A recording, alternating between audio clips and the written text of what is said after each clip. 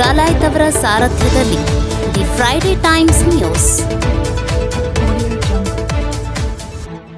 Traffic ಪೊಲೀಸರಿಂದ ಕಾರ್ಯಾಚರಣೆ.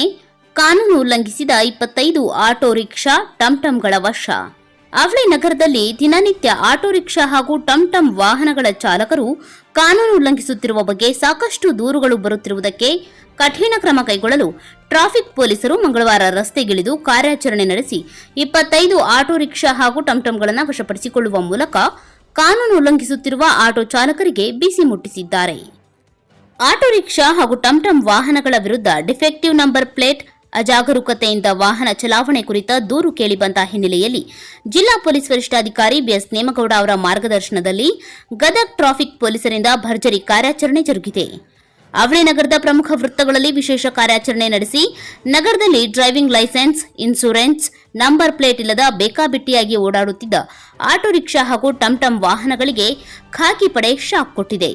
ಸರಿಯಾದ ದಾಖಲೆ ಇಲ್ಲದ 25ಕ್ಕೂ ಹೆಚ್ಚು ಆಟೋ ರಿಕ್ಷಾ ಹಾಗೂ ಟಂಟಂ ವಾಹನಗಳನ್ನು ಸೀಸ್ ಮಾಡಲಾಗಿದೆ.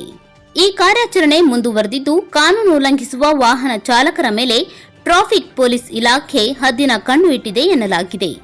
ಈ ಸಂದರ್ಭದಲ್ಲಿ ಜಿಲ್ಲಾ ಪೊಲೀಸ್ ವರಿಷ್ಠಾಧಿಕಾರಿ ಬಿಎಸ್ ನೇಮಗೌಡ ಮಾತನಾಡಿ, ಗದಗ ಬೆಟಗೇರಿ ಅವಳಿ ನಗರದಲ್ಲಿ ಮತ್ತು ಸುತ್ತಮುತ್ತಲಿನ ಪ್ರದೇಶದಲ್ಲಿ ಈ ಟಂಟಂ ಮತ್ತು ಆಟೋ ರಿಕ್ಷಾದವರು ಕಾನೂನು ಬಾಹಿರವಾಗಿ ನಂಬರ್ ಪ್ಲೇಟ್ಗಳನ್ನು ಹೈಡ್ ಮಾಡಿ, ಡಿಫೆಕ್ಟಿವ್ ನಂಬರ್ ಪ್ಲೇಟ್ಗಳನ್ನು ಯೂಸ್ ಮಾಡಿ ಮತ್ತು ರ್ಯಾಶ್ ಡ್ರೈವಿಂಗ್ ಮಾಡ್ತಾ ಇದ್ದಾರೆ ಅಂತೇಳಿ ಕೆಲವು ದೂರುಗಳು ಬಂದಿತ್ತು.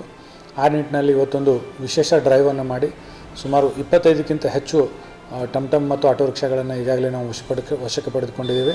ಇನ್ನೂ ಈ ಡ್ರೈವ್ ಮುಂದುವರಿಯುತ್ತೆ ಸಾಯಂಕಾಲದವರೆಗೆ. ಸೊ ಯಾರು ಈ ರೀತಿ ಕಾನೂನು ಉಲ್ಲಂಘನೆ ಮಾಡಿ ಈ ಥರದ್ದು ಕೆಲಸ ಮಾಡ್ತಾ ಇದ್ದಾರೆ ಅವ್ರ ಮೇಲೆ ಕಠಿಣವಾದ ಕಾನೂನು ಕ್ರಮ ಜರುಗಿಸ್ತೀವಿ.